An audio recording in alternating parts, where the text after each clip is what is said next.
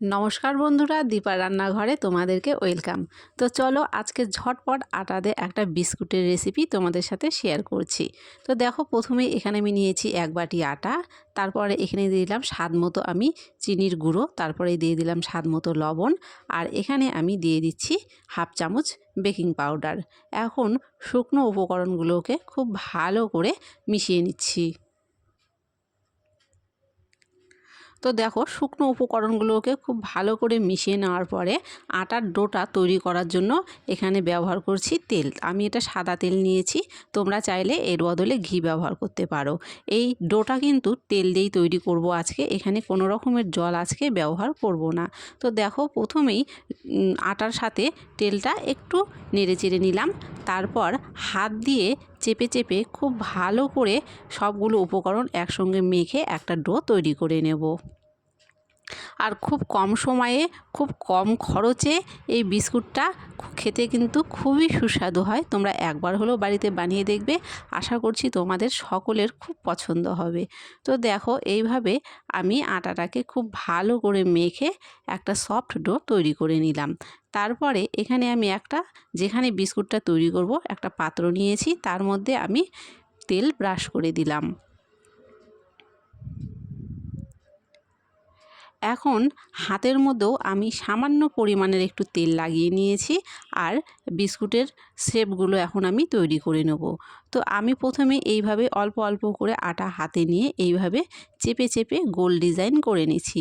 তোমরা চাইলে কিন্তু তোমাদের ইচ্ছা মতো যে কোনো রকমের ডিজাইন এখানটায় করে নিতে পারো।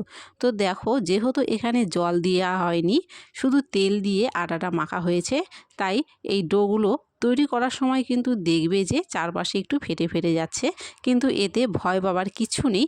বিস্কুটগুলো কিন্তু একদম খেতে সফট হবে আর একদম ভেতর থেকে খাস্তা হবে। যেহেতু তেল দিয়ে মাখা হয়েছে, বিস্কুটটা কিন্তু খেতেও খুব সুন্দর খাস্তা হয়েছিল আর টেস্টি হয়েছিল।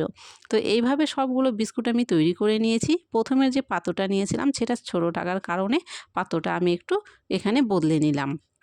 সবগুলো বিস্কুট এই থালার মধ্যে আমি সাজিয়ে দিলাম। আর এখন আমি দেখো, ঠিক এর মাঝ বরাবর এরকম করে একটু হালকা করে চেপে দিয়ে তার মধ্যে কিশমিশ দিয়ে দিচ্ছি। তোমরা চাইলে এখানে যে কোনো রকমের বাদাম বা কিশমিশ তোমাদের যেটা খুশি সেটা এখানে ব্যবহার করতে পারো। তো সবগুলো কিশমিশ এইভাবে দিয়ে বিস্কুটটাকে আমি তৈরি করে নিলাম। তারপরে এখানে একটি পাত্র বসিয়ে খুব ভালো করে গরম করে তার উপরে আমি এরকম একটা স্ট্যান্ড দিয়ে দিয়েছি, আর এখন বিস্কুটগুলো এর উপরে বসিয়ে দিলাম। এখন এটাকে আমি ঢাকা দিয়ে 30 মিনিটের মতো হতে দেব, আর গ্যাসের ফ্লেমটাকে কিন্তু আমি লোতে রেখেছি। তারপরে দেখো, এখানে আমি 30 মিনিট পরে ফিরে এলাম, আর দেখতেই পাচ্ছ বিস্কুটগুলো কিন্তু সামান্য একটু করে ফুলে ফুলে উঠেছে, যেহেতু বেকিং পাউডার দেওয়া ছিল।